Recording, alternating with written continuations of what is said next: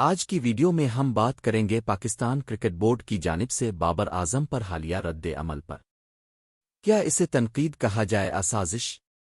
آئیے اس معاملے کی تہہ تک پہنچتے ہیں۔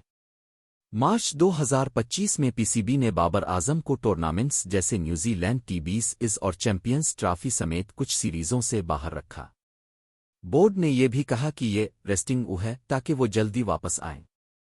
لیکن میڈیا اور شائقین میں تنازع بڑھ گیا کہ یہ فیصلہ کیوں ہوا، فارم کی خرابی یا بورڈ کی منصوبہ بندی۔ سابق کرکٹر سعید اجمل نے پی سی بی کی شدید مخالفت کی اور کہا، former Pakistan players should keep mouth shut, top players کو ڈراپ کرنا ناجائز۔ فخر زمان نے موازنہ کیا کہ ہندوستان نے اپنے ستاروں جیسے ویراٹ کو مسلسل سپورٹ کیا اور سملر سپورٹ بابر کو بھی چاہیے تھا۔ دوسری طرف شاہد آفریدی نے بورڈ کی سپورٹ کی، کہا کہ بریکس نئے کھلاڑیوں کو موقع دینے کے لیے ضروری ہے۔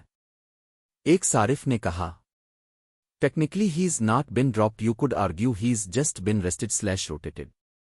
دوسرے نے کہا، Babar is not suitable for ٹی20 right decision by P C be.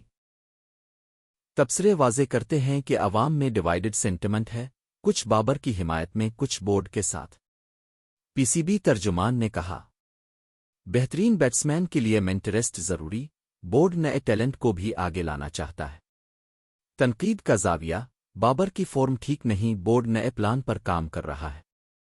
سازش/پالیسی کا زاویہ، کیا انتظامیہ نے جان بوجھ کر بابر کو سائیڈ لائنڈ کیا تاکہ دوسرے کھلاڑیوں کو آزاد ہو کر ایکسپیریمنٹ کیا جائے؟